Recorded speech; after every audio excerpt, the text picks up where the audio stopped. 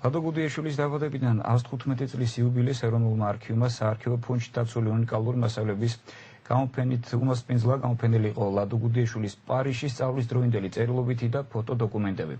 ფოტომასალისა და ესკიზების ნახვა ეროვნულ არქივში ნებისმიერ მსურველს შეუძლია.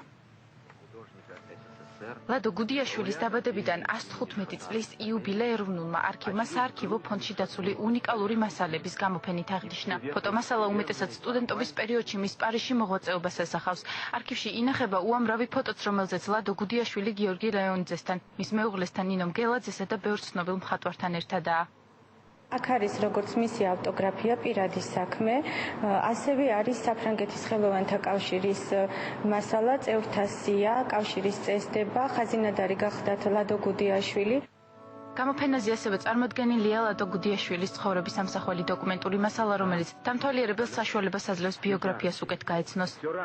ყველაზე მრავალფეროვანი გუდიაშვილის დოკუმენტებიდან არის კინოში, არის მრავალი დოკუმენტი დაცული ძალიან. ეს მოიცავს 1932 წლიდან დაწყებული 1980 წლამდე დამთავრებული დოკუმენტები. ის მასალები, რომელიც ჩვენ ლევილის ფონდიდან ამოვიღეთ, ეს ეხება მისი სტუდენტობის დროინდელ პერიოდს პარიზში და ჩანს ამ მასალებიდან, რომ მიუხედავად იმისა, რომ დემოკრატიული რესპუბლიკის მთავრობა უკვე განდევნილი იყო 21 წლის აგვისტოში საქართველოს ხელისუფლებიდან, ის მაინც აგრძელებდა ქართველი სტუდენტების დაფინანსებას პარიზში.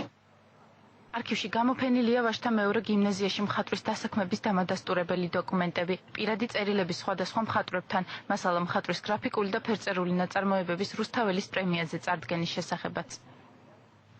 საჩუქარი